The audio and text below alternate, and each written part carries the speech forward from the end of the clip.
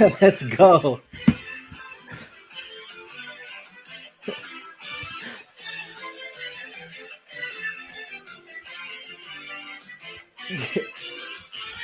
What up, my guys? Welcome to another show, man. We got to get the vibes going right, man. See what I'm saying? We trying to cash every single day. It's NBA Talk with Jay. I'm your host, Jay Money. We got our guy Ronald Cabang with us, man. It's Thirsty Thursday, so y'all know what it is. We trying to cash.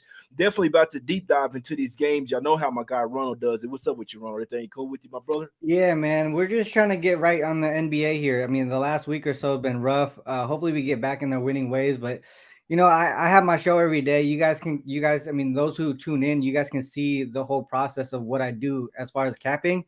And a lot of the logic for me, I mean, obviously it makes sense to me. That's why I bet it. But some of the things are just not bouncing my way. Hopefully, we get right going into the new year. That's the only thing Mm-hmm. we could do. I mean, I seen some guys on Twitter just like, oh wait, you lost yesterday, you lost the other day. I mean, if you go and zoom out, you know what I mean? Like that's what you're looking at. It's the big picture. Right now, people are just looking at what have you done for me lately, and that's Mm-hmm. that's not the way to look at it. The sports betting is a long game, and that's how we roll. And we're not gonna hit 100%, man. I want to say that because I feel like, and first off, a lot of people are not even positive bettors. See what I'm saying? So I feel like I have to say this. Some people don't even win long term, let alone being up 50, 60, 55, 60, 65%. See what I'm saying? Yeah. So majority of people losing, we try to come on here and win as much as possible as we can for you guys. I know if you guys had checked out Ronald's show, man, it's called Let's Cap. You can just type in Let's Cap on YouTube and it'll come up. He goes way more in depth in games than I even do, guys. So check him out on his YouTube channel. But I just want to say real quick, I'll keep it real with you guys. These are not the best times to bet the NBA. I've said Mm, it the past couple days. This is the holidays, guys. These yeah. are human beings as well. Please don't look at these players like they're supers, like they're superheroes or something. They're human beings as well. And I just had to let people know that. Keep it real with people. And let's try to get to some cash today, guys. It's all business here. First game up, man. We're going to the streets of Charlotte here, guys. We got the Hornets. We keep it real on this channel. You dig what I'm saying? Hornets land 1 point here at the house versus the Thunder here, Ronald. What are we doing? First game back at the house for the Hornets. They've been losing. They're favored by one here, Ronald. Kind of, This is kind of. yeah, this one's tough, man. Like you always want to look at the Thunder as dogs, not really towards that pick 'em or favorite perspective. But I was just looking at this game. They won and covered in 4 of their last 5 games. They're playing pretty well right now. They're on the road after 7 straight home games. This is that spot where it's just a 1 game road trip, right? It's like that the in between of 2 homestands.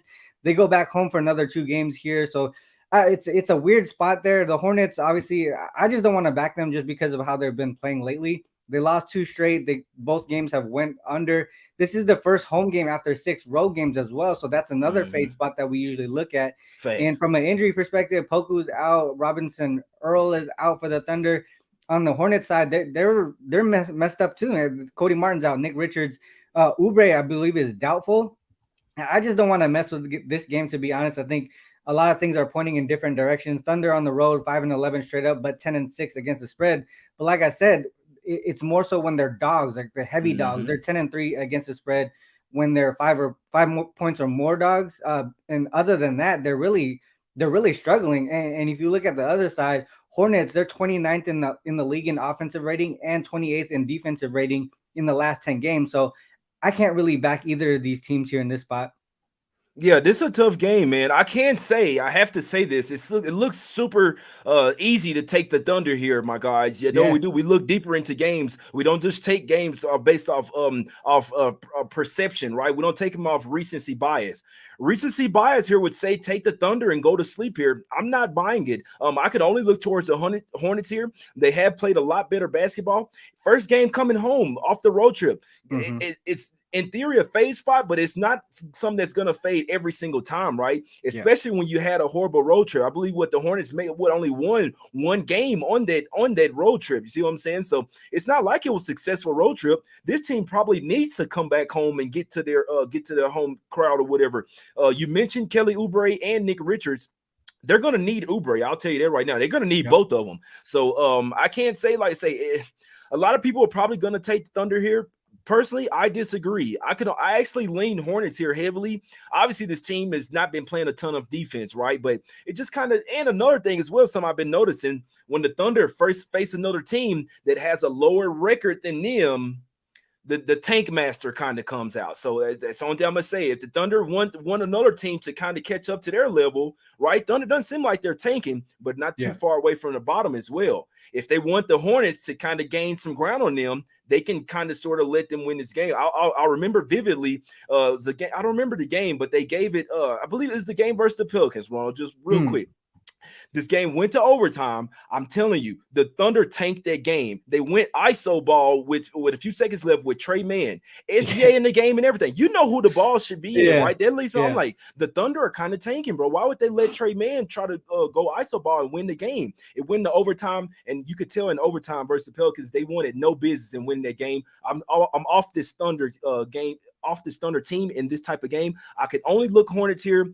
If Richards and Oubre end up playing, I may end up on the they say Richards out, Kelly Richards doubtful. is confirmed out. It's Kelly Oubre who's doubtful, but we with the injury report statuses, man, we never know what's going on.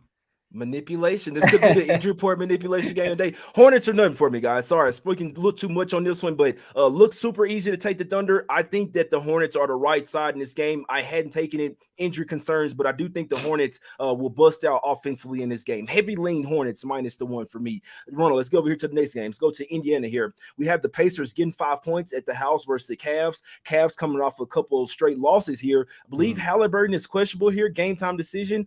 How do we look at this game right now, Ronald, with Halliburton being the game time decision? Yeah, that's the part that's tough on this one. But if we look at just like recent form and everything, the Cavs are on a 2-game losing streak. They lost to the Raptors and the Nets. They are rested though. This is the first time. This is also the first road game following 6 straight home games. So there could be a little bit of a adjustment there as far as going from so many home games. Pacers, they won and covered in 3 of their last 4 games. So I think they're in really good form right now. This is the second of a 4-game homestand too, so they haven't been traveling. This is the 3rd game in 4 nights, but they didn't play back-to-back as well. So even though it looks like a bad bad fatigue spot, they did have some rest. We typically look at the Pacers and think fast-paced, no defense and all that stuff, right? But if you look at it a little bit deeper, they've actually held their opponents to under their team total in 11 of the last 13 games. And if you combine that with like how the Cavs have been playing offensively, which pretty much they're struggling at this point, a lot of things are pointing me to the Cleveland team going under the team total. They're the pace of play, their second slowest pace in the league. So if they control the pace here, there's not going to be a lot of opportunities to score. They've also lost and failed to cover in their last 4 road games outright, including an outright loss to the Spurs as 9.5-point favorites. They've gone under in 5 of their last 6 road games as well, road conference games as well, including going under their team total in the last 5 instances. If you look at the Pacers side, 22nd in the league in pace in the last 10 games. So they've actually slowed it down a lot lately. And the other thing too is they're second in the league in fast break points per game. So this was actually to the side, but they're second in the league in fast break points per game in the last 10 games. But the Cavs, they're 7th best in limiting fast break points. So that kind of goes along with slowing the pace more. And that's where I think the whole thing is just going to go under. But for the most part, I think we're undervaluing how good the Pacers defense has been lately. 9-4 to the under when the total is less than 230, because we're always seeing like those high 230 totals with the Pacers. The other thing too is if you go less than 230 with the Pacers, they're 5-0 to the under when they're rested and playing at home, and all those team totals on the opposing side have gone under as well. So for me, I'm looking at the Cleveland team total under for the most part in this one. I wouldn't be surprised if the Pacers actually get this. Oh, that's a good point there, man. This is a revenge spot as well. I believe the Pacers were up 3 after the first 3 quarters in that game. And then the Cavs came back storming, win that game by 6 points, 118 to 112. So I don't know what to do with it. I mean, I can tell you right now, I can't bet this game without Halliburton. I mean, he's the team right now for the Pacers. That is the key. He's the team. let me see. Cavs off a few losses. I don't want to fade the Cavs here off a few losses. I can tell you that right now. I do think the Cavs are a top tier team in the East. Oh yeah, for sure. They got the Bulls on deck, but like I say, coming off. So they did have 6 straight home games. The Cavs did first game on the road, but they lost their last 2. Right? They just went up against the Nets and they went up against the Raptors. So in theory, they're going up against a much easier defense here. In my opinion, not that as much as sticky defense than they were just going up against. So personally, I think the Cavs could look a lot better here offensively. The Pacers as well. They don't really do as good off a win. Me personally, I want the Pacers when they come off a loss. That's when they're really like, okay, and I've heard them say it time and time again, we got to go back and get that next game. See what I'm saying? But off a win, it doesn't seem like they kind of get fat and happy, but they are at the house, second straight home game. Tough game for me, guys. I can tell you this, I'm not betting it, but with Halliburton questionable, it's Cavs or nothing for me, my guys. Actually, I don't make a habit of betting against the Cavs too often. This team can turn it on at any point. They have the trees down low. They have 2 superstars really in Darius Garland and Donovan Mitchell, and Garland got out of his shooting funk as well last game. Yeah, I know he it's a definitely loss, did. but watch out, because if Mitchell is rolling, Garland is rolling, you can't score in the paint. Personally, I could only look Cavs here. That's the only way that I'm looking in this game, my guy, especially coming off a couple losses. Yeah, Let's I go over. mean, just to add on to that, add on to that, Jay. That's the reason why I was looking actually to the team total under for the most part, because either way, I could see it either way, too, like whoever wins. But for the most part, I just feel like it's going to be a lot slower pace than a lot of people are going to expect. So that's the reason why I looked at the team total versus the spread. What's the full game total sitting at 223? Yeah, I would go ahead and take the full. I would take the full game under before I took Cavs team total. And that's just me personally, Ronald, because Makes sense. I feel like Cavs might come out this motherfucker pissed off, bro. And I don't feel like the Pacers have that much of a lockdown defense. Like they're gonna want to run and gun with the Cavs, right? Yeah. I don't think that's a good matchup. That's just me though. But like I say, I'm not a total better, bro. And I always say I'm a real strong believer. Go with your gut, bro. That's what you'll feel better Exactly. if I end up talking you off and it hit. Man, fuck J Money, man. No, I'm messing with you, man. But go with your gut, my guys. Now, I just like to say I do this show to bring you guys info, how I'm looking at the game. I know a lot of people respect my NBA opinions, but like I said, you don't have to go with how I'm thinking of the game, my guys. I see a couple of people in the chat that like the Thunder. Hey, take the Thunder if you like them, my guys. Go with your gut, man. Let's go over here to the streets of Boston here, Ronald. We got the Celtics here, land 6.5 points in a revenge spot versus the Clippers, right? They lost by 20 points over there in LA. I listened to their interviews. They were talking about how all this switching Marcus Smart was saying how the switching kind of threw them off their offensive groove, right? The only thing he's talking about, I don't bet totals, but the only thing he's talking about is trying to push the pace, get out and running so before they get a chance to set up their defense. That's what Marcus Smart said. So listen to interviews that says you probably want to take the over in this game. What do you think in this one? Yeah, man, that's actually the way that I've been looking, especially with the Clippers on the road here. They've been playing really good ball lately. They won 7 of their last 9 games. They covered 8 of the last 10. They've also gone over in 4 straight, and a lot of them have been on the road here. It seems like their offense kind of shows up on the road versus at home, and their defense shows up at home, but their offense doesn't. It's kind of like a opposites right there. This is their 3rd game of a 4-game East Coast road trip too. So they've been out there on the East Coast. Maybe they're feeling a little comfortable. We'll see how that goes. But the Celtics, to me, I think they hit a bump on the road, right? They lost 5 of 6 games. Then now they've won three straight. I think all of them by double digits as well. So I think one thing is that they're kind of both playing really well offensively, but on the defensive side of the ball, they're not really doing the things that they normally do. We would expect from them, specifically in their spots. So I think the over is the right play. I look at the Clippers here, 7-0 to the over on the road in non-conference games, averaging a combined score of 236 points per game. And what's the total at today? 228. So that's above the total today. And if we look at the Celtics side here, they're let me look at what was it? All right, here. 14-5 straight up, 12-7 ATS, 14-5 to the over at home this season, averaging 122.9. They're allowing 113.1. So that's a whole bunch of points. That's what 236 about combined for both teams. So the total today, 228. I could see both of these guys going up over 230 at the very least, based off of some of the averages that I was looking at. And then you look from the side perspective, I know the Clippers, they've been playing really well right now, but I think the Celtics are going to hit that run again. You know, the Celtics team, that they're just like they go on these runs where they just can't be stopped, and that we saw Mhm. it earlier in the season, right? And now they're playing in another spot where they've won three in a row in as double digits, and 6-0 straight up, 5-1 ATS at home versus non-conference opponents, winning by an average of 15 points in that spot. To me, I could only look towards the Celtics and the over in this game specifically. I'm right there with you, bro. Yeah, the over is 11-1 in the Clippers' last 12 road games. I'm not sure what's happened on the road. It's crazy because this is a good defensive team, but Yeah. obviously we know that sometimes the role players play a lot better at the house. So on the road, they're basically just outscoring teams. I don't necessarily know that's what you want to do with the Celtics. Nah. I wouldn't want to run with them. I wouldn't want to try to outscore them. If the Clippers try to do that, I guess what we're saying is based on the patterns here. Celtics full game should cash and the full game over should cash. The Clippers are probably going to try to outscore these guys. They're probably going to try to make this a running style game. We've already heard Marcus Smart say this morning that they don't want to that they rather run and get out in transition to avoid Clippers switching on them or whatever on the pick and roll switch. So everything that I'm hearing says take the over here. I know me personally, I can only look towards the Celtics in this game with revenge as well. They are back at their house now. A lot of those teams that the Celtics struggled against on the West Coast, now that they're back home, now that they're in their gym, right, on their time zone, the East Coast time zone, that now they're going to get their get back, get their revenge. So I lean Celtics here. I didn't lay the 6.5 points with them. I can say the Clippers do match up really well with this team, but it's a really great game for me to watch. I lean Celtics and I lean to the over in this one, my guys. Same That's thing. the only Yep. way I could look. That's the only way I could look, my guy. Let's talk about this game. It's a tough game for me, man. Let's go to the streets of Toronto here to 6. You got the Raptors get 3 points here at the house versus the Memphis Grizzlies.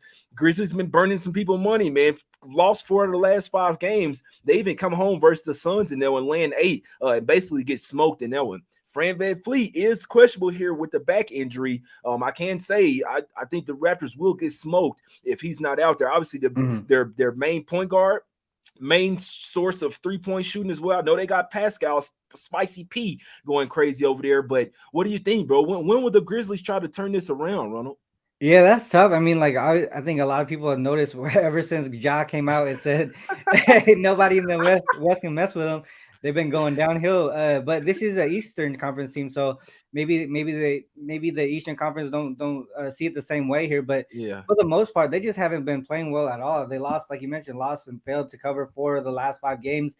They've gone under their team total in 5 straight. So it's their offense that's been sucking. And I think it has to do with trying to integrate Bane back into that offense. And it's been a few games back since then, and maybe they get right, but they do have another key matchup against the Pelicans at home coming up too. That's another thing to look at. The Raptors, they're coming off a loss to the Clippers, but before that, they won 2 in a row. This is their second game of a 3-game homestand too. First leg of back-to-back games, though, that's the problem as well. They've actually gone over in 6 of their last 7 games, and that's kind of like where I'm going with this one. Their offense has come together, but their defense continues to struggle, which is crazy because they're mainly known for their defense, especially with the length that they have. But like you said, Van Vliet being questionable, and Precious Achua, who's questionable as well. He hasn't played since November, so Right. integrating him back into the lineup too, if that happens, that might mess up their whole the chemistry that they got going on as well. 25th in the league in defensive rating the last 10 games as well. So that goes along with both teams kind of struggling on the defensive side of the ball. If we look at the Grizzlies here, 7-10 straight up, 4-12-1 ATS on the road. But if you look at it a little bit deeper against non-conference opponents with a higher total, they're 3-0 to the over. Those 3 games hit for over 236 each. Today's total is at 229. So I was looking over to the over in that one as well. If we look on the Raptors side, they lost and failed to cover in 4 straight home games. So it's like on the ATS side, it's like who do we back in this spot? But we look at the total again at home with a higher total. We're looking at 223 or up. They're 1-6 ATS, 5-2 to the over. They're averaging over 231 points per game in that spot. That's a couple points above what the total is today. So for me, I'm going to stay away from the side. I would lean to the Raptors and Grizzlies over. I just don't know if I'm going to get there yet. Yeah, and my guy Ski is real big on that. Does this trend say when a team has a back-to-back that the first game goes under or over? I feel like Yeah, this so most of the time it's goes. more so it's when the team plays each other within 7 days, Oh, that okay. first game goes under and then the total comes down. It hits at like a 60-something% rate. He likes another one too, though, when it's a team that's on the first leg of a back-to-back. Us with the totals. I was just wondering if you. I was just thinking if you knew it, but I know he. Yeah, That's I don't something that know he. that one. That's something that he likes to do. For when the first game of a back-to-back. Regardless of this, yeah, they play the Suns tomorrow. Man, I want to take Grizzlies here. Now, I'll tell you this right now, guys. Grizzlies have been the ass on the road. You see what I'm saying? So they're not necessarily the best team on the road. That's why I stayed away from them on Christmas Day. It looks easy. I know it was playoff revenge all that, but I'm like, I don't know. They don't play the same on the road. They're only 7-10 straight up on the road, which isn't terrible, but 4-13 against the spread on the road, guys. So I can lean Grizzlies here. I'm sorry, man. I can't take a team that's 4-13 against the spread on the road. You're Yeah. asking for it to be let down. You see what I'm saying? Yep. Should they probably cash it or bounce back? They probably should. They have a ton of more offense, in my opinion, than the Raptors. Yeah. Raptors have much better defense. I always say with Raptors games, based on how they're called, if the refs are letting them kind of put your arm on them and kind of hip check whatever, then it's going to be a tough game. I guess what I'm saying, if they allow the Raptors to be physical, then the Raptors play well. But when they're calling all those ticky-tack fouls and the Raptors can't play that physical defense, they could get smoked in this game. The Grizzlies shoot a ton more three-pointers than the Raptors do as well. Raptors like to get in the paint, shoot mid-range. If the Grizzlies get to hit those threes, it's going to be tough for the Raptors to keep up, in my opinion. With Van Fleet questionable with a back injury and a game tomorrow, I can only look towards Grizzlies here. You probably do have to wait for Van Fleet news. Obviously, if he's out, it's going to shoot up. But with this line open up somewhere around like 2 and it's coming up, maybe they know that maybe Van Fleet isn't 100% or something like this. So I lean Grizzlies. The 4-13 against the spread on the road is holding me off, guys. But if I had to bet this game, it would be Grizzlies here, Ronald. You got anything else on this one? We got a couple more games. No, that's it. I'm gonna stay away from the side. I'm gonna lean towards the over. Maybe a look towards the Grizzlies team total over. I mean, like I said, they're trying to integrate Bane back into there, and with him having a few games under his belt, maybe this is the spot because we're seeing the Raptors really struggling on the defensive side of the ball. So this could be that spot where they get right offensively.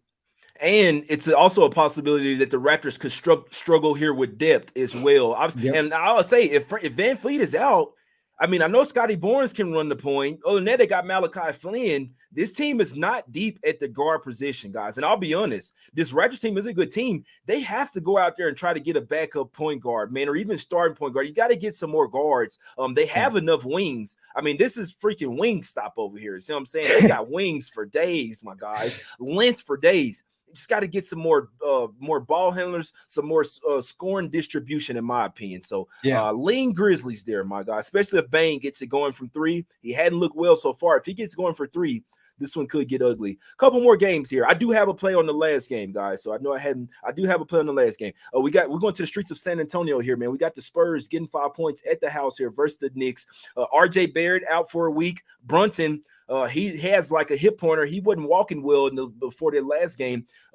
He's still questionable here, but we'd be surprised if I don't know what's going to happen with this game because, like I say, with Barrett out, they need Brunson even more, but he's not 100%, Ronald. So, do you think they can go in here and take care of the Spurs in this bounce back spot for the Knicks here?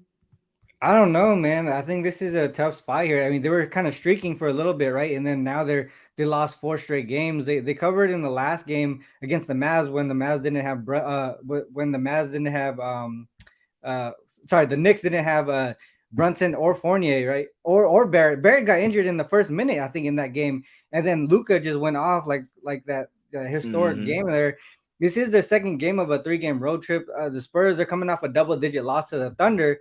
They lost and failed to cover in 5 of their last 7 games as well. So they're just, I mean, obviously they're not a great team, but they're not even in good form in this spot here either. I think one of the things to think about is just how important is Barrett to the Knicks here. Obviously, the numbers that he put up isn't like super crazy or whatever, what people expect from a top draft pick. But I think he does a lot of things for the team that don't show up in the box score. Then you have a Jalen Brunson who I believe is a true game time decision. So even if he does play, he's playing hurt. The other thing to think about too is I believe the Spurs have a lot of key names on the injury report. Keldon Johnson, Vassell, McDermott. This is one of those games that Jay that you call injury manipulation game of the Facts. day. This is a spot where what if the Spurs don't have Keldon Johnson You're or right. Devin I saw Vassell that. and I then saw just that. go off for no reason. Like this is one I'm just gonna stay away from just because of all that stuff that's going on. I don't want to. I don't want to step on this game at all. Yeah, the Spurs. Well, first off, I had to say that they are tanking. Now, this team does like to play a few games. They'll try to get up versus a game. I could only play Knicks here. They're all 4 straight losses. They won't have RJ Barrett, so they are missing some of their scoring depth. But they're probably going to have to go deeper in the bench. The Knicks are the much deeper team here. They play defense. They probably should be pissed off as well. They had that game. Now there could be a little bit of fatigue here, to be honest with you, but. You got the Spurs here. Like I say, this team doesn't want to win games. If you see a winnable game for them and you start to see guys like Keldon Johnson and Vassell, when I saw Vassell on the injury report here, Ronald, I said, I think they're about to tank this game, man. Simple. If Vassell and Johnson don't play, they're going to get smoked. I'm telling you that right now. Obviously, Keldon Johnson's their best player. Devin Vassell is their second best player. It's by far. It's not. Yeah. It's really easy, to be honest with you. Mitchell Robinson, he's going to eat on the boards in this one. Julius Randle, he can get whatever he wants in this game. You guys remember when the Spurs are going up against the Pelicans and Zion was getting literally whatever he wants in the paint. That's what Hardenstein, Robinson, and Julius Randle going to do. They're going to be all over the boards, second chance points. Mitchell Robinson is a damn good offensive rebounder. I could only look Knicks here. Obviously, I know that RJ Barrett's out. I know that Brunson is not 100%, but I mean, the Spurs team doesn't want to win games. I feel like if they're going up against a team that's in need of a win, that team can get it. So all the Knicks have to do is come out here wanting this game, simply put, and I feel like they can cover versus Spurs. Obviously, keeping your eye on the injury report, you could get a better number either way. But I feel like if you like the Spurs in this game, keep an eye on Vassell and Keldon Johnson. Those two status is going to tell you everything you need to know in this game. Even if they play Spurs, in my opinion, they're just not trying to win games right now, man. Yeah, So I mean, one thing to add to that, Jay, like if the Spurs come out and say Vassell and Johnson are not in, I believe they're New York's just gonna be like, all right, well, Brunson, you sit because we need you to rest anyways. facts. So Facts. this is one of those games you just wait and see who plays. Yeah, Brunson is not 100%. I saw him walking into I didn't see him personally, but I saw the video of him walking into the AAC last game, and he was walking super slow, super gingerly. They're saying it's his hip. He's had a problem with his foot and his knee, so I'm not sure what's going on with Brunson. Super banged up. All that being said, the Knicks have a ton of more depth here than the Spurs. Spurs like to play fast. If the Knicks come in here playing their defense, they should win this game by double digits, even without Brunson and Barrett, guys. It's the only way that I could look at this game. And like I say, this is really a bounce back J spot here for the Knicks. If they come out and play the way they did with their heads on fire versus the Mavs, like in that first quarter, first half, they might cash a trifecta spot here, guys. Bounce back J. The only way I could look here, man. Let's go over here to the streets of Mavs here, man. We're going to the streets of Dallas here, man. What's the opposite of bounce back Jay? Let down Jay here, man. I don't see the Mavs win this game by double digits. Now I'll keep it real with you guys. It's possible that the Mavs could get hot. They could use the momentum, come out here and blow the Rockets out. But what I've noticed lately is the Rockets actually playing a little bit better on the road. Their last on their 7-game homestand, the last 5 of their games, they had basically got smoked. They went on the road and instantly the switch flipped. They went out there and put 133 up on the Bulls. You could argue that was a look ahead spot. They come out there versus the Celtics, kind of took them to the max as well in that first. They was only down by 1 at the first quarter. They were down by 5 or 6 at the first half, but it was still a closer game. Now in the second half, it was second half back-to-back. Celtics just smoked them in that game. But I have a feeling that the Rockets come out here and play a super close game, lose another one, but obviously in-state rival here. Obviously, they're going up against their old pal, Christian Wood here. I like this Mavs team. I'm a fan of this Mavs team, but I also know when to bet against them. This team is not 100% right now. They're missing Dorian Finney-Smith. They're missing Josh Green as well with his tenacity and defense coming off the bench. And then you got Reggie Bullock, questionable with an illness as well. His team is not 100%. They went to overtime last game. Luka broke all type of records, 62 points, 21, 62 points, 21 rebounds, 10 assists, Wilt Chamberlain type numbers, guys. I have a feeling that they went out and partied just a tad. I see this as a letdown game. They're probably not going to take the Rockets serious. Come in here, a sleepy spot, get the win, but to lay 10 with them, I feel like you got to go out here and get up by double digits. You got to get up for this game, and I don't think it happens for the Mavs. Ronald, just trying to figure out which ones. I already bet plus 11.5 last night on the Rockets. I still like it at plus 10. I think they keep this game within 5 points. But which one you think is better, Ronald? First half or full game? Man, it's tough. So I was looking at, we were talking right before this show, like they split the earlier matchups, right? I think one of the games they didn't have Luka. That was the game that the Rockets won. Then the other game they covered anyways, regardless, even with him in. So it seems like that in-state rivalry is something that the Rockets do take a little bit seriously. If I look at how they play in double digit road dogs, they're actually like they're playing at a higher pace. They're actually going over at a high rate. So 5-1 to the over in these lower totals when they're double digit dogs. They're averaging about 233.5 points per game. So I would lean towards the over here. But from a side perspective, if we look at the Mavs as double digit favorites here, they've only been favorites as double digits 3 times this season.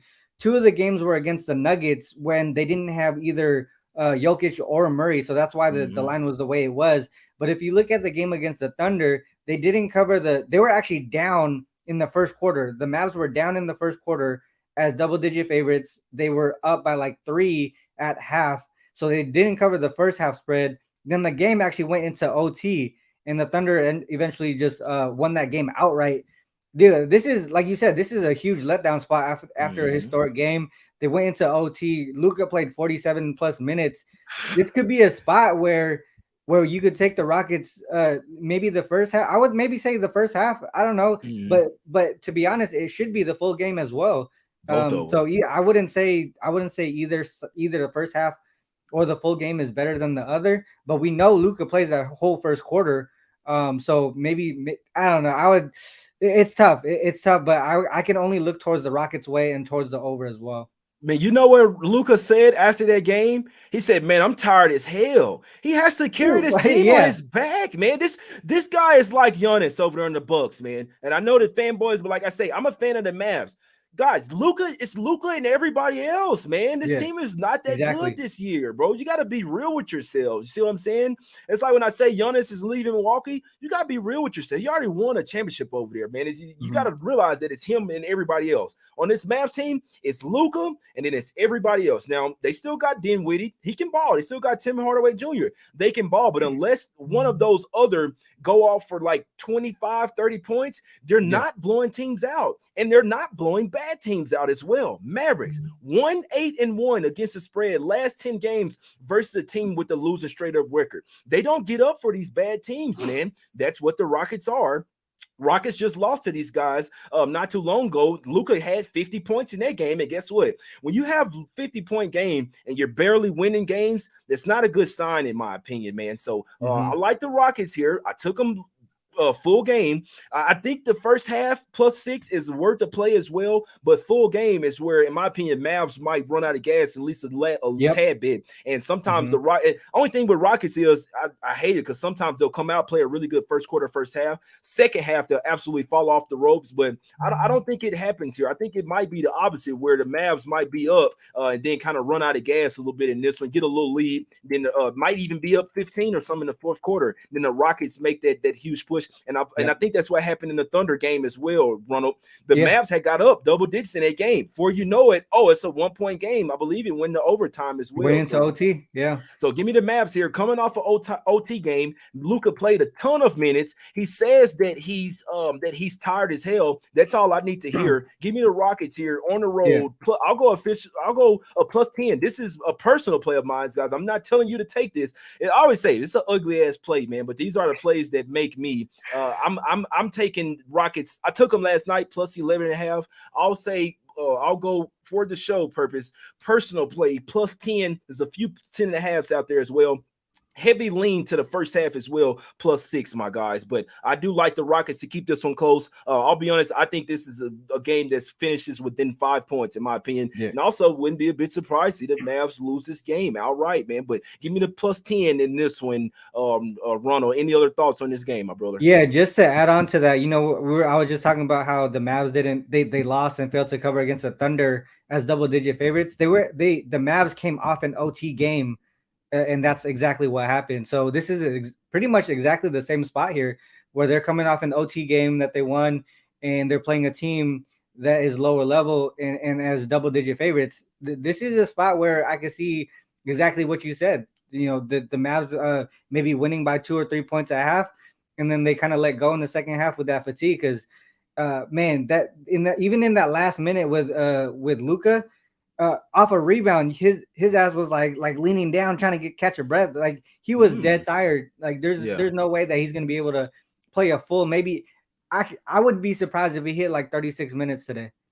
Yeah, hey, he's just way too tired. Man, sit your ass out. You can sit out. Really. Hey, the Rockets did beat them earlier this year in Dallas by 1 point. I know there was a game without Luka in that one, but let's just say that they continuously overlooked this Rockets team. Silas did used to be he was a assistant coach on that team as well for the Mavs. So let's see what happens in this one. Nothing's guaranteed, but I'll take a shot with the Rockets in this one. Ronald, let's go ahead and get out of here, my guys. I love furthering people's feathers, man, with their youngness, Ronald. They hate when I say that. I can't wait till it happens. I'm keeping all the receipts, I'm gonna start retweeting all that shit, man. I can't wait till it happens. It's happening, my guys. But Ronald, what you liking on tonight's card, and let the people know what you got going over at Sports Memo, my guy. Yeah, I don't have anything up on Sports Memo yet. I think some of my biggest leans, I'm still trying to narrow it down here, but some of my bigger leans is the Clippers Celtics over and the Celtics, the Rockets here as well. And I think one of the other ones, if I remember correctly, was the over in that Raptors. Sorry, no, the under in the Cavs Pacers, and then the over in that Rockets game as well. So I'm trying to narrow it down. I have those 4 bigger leans or 5 bigger leans there, and then narrow it down. But for the most part, I really do. I think the Cavs Pacers probably would be the one of the better looks, as well as the Rockets. So those 2 would be the ones that I would say would probably be the top ones to look at right now. Facts. Let's go, bro. Let's go, man. I just want to say this real quick, man. Everybody that's gotten a shirt, it's not that you have to get one, but the people that's got one and show some support, man. I really come on, Ronald. You didn't even come on, Ronald. I gave you that shirt, man. Nah, but I'm messing with you. Nah, my guy Ronald, I fucks with him. My guy Ronald, he got a shirt, man. Everybody that's got a shirt, I really appreciate your support. In all honesty, man. And Ronald, myself and Ronald and Ski have a collab shirt as well, man. Cappers with attitude. You dig what I'm saying? I need to have that shit on, man. But let's get some cash today, my guys. I just want to say I truly appreciate everyone that's gotten a shirt. I know a lot of people don't even really have money like that. Even though we make money on this channel, I just want to say I really do appreciate you from the bottom of my heart, my guys. Showing some support, showing that you appreciate these picks, my guys. For me today, man, personal pick. I'm going with the Rockets plus the 10. Took it last night plus 11.5. Still like it at the 10. Heavily lean first half as well. The Rockets plus the 6. Sometimes they do come out in the first half. Hopefully these shits don't go 1-1, but I definitely think one of them cashes for sure. Hopefully they go 2-0. But Rockets full game plus a 10 would be my top look on tonight's card. Also heavily leaning Rockets first half plus the 6. Leaning Knicks first half as well. I lean Knicks first half and full game. I'm leaning Cavs and heavily lean to the Hornets as well. Minus the 1. That's probably the ugliest play of the game. That's probably one of those injury report manipulation games of the day. I could see the whole world being on the Thunder tonight, and then afterwards they come scratching their heads. The NBA is super funky right now. If the NBA is the league that I know it, the Hornets probably win this game win this game straight up tonight, my guys. But we're here to bring you the info. I believe we did a really good job of that today. You see what I'm saying? Every single time we have our guy running on the show, we break the hell down. We break the hell out of these games, man. Every single time, man. But appreciate everybody for tuning in. If you still like the shirt, go hit the website. Still 50% off, my guys. Go follow us on Twitter. Let's get some cash, my guys. We will win. It's Us Against the Bookies, my guys. We out. Yes, sir.